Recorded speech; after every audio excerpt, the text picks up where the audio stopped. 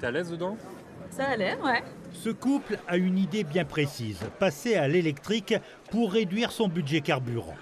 L'essence, c'est vrai que ça peut beaucoup varier. Et puis c'est surtout que là, on va partir sur une voiture pour plusieurs années. Donc on se dit, on change. Et on est des voilà. citadins, donc On fait pas de à gros chaque fois trajets, des, voilà. petits trajets. C'est l'une des conséquences les plus visibles de la flambée des prix du carburant. Depuis le début de l'année, les ventes de véhicules électriques ont augmenté de 48% en France. On avait beaucoup de technophiles ou de personnes sur des profils un peu plus écolos, effectivement.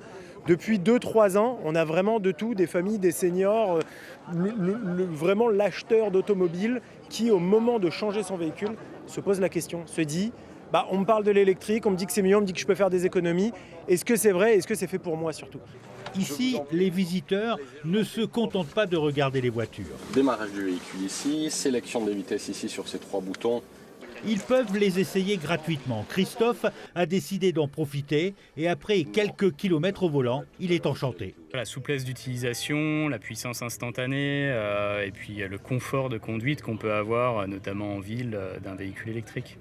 Les organisateurs misent sur ces essais pour convaincre ceux qui hésitent encore.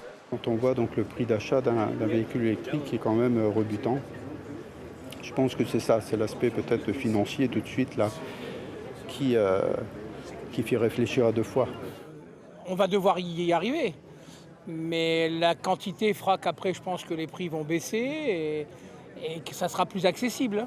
Les modèles les plus regardés sur ce salon sont les petites citadines, présentées comme plus abordables et moins coûteuses à recharger.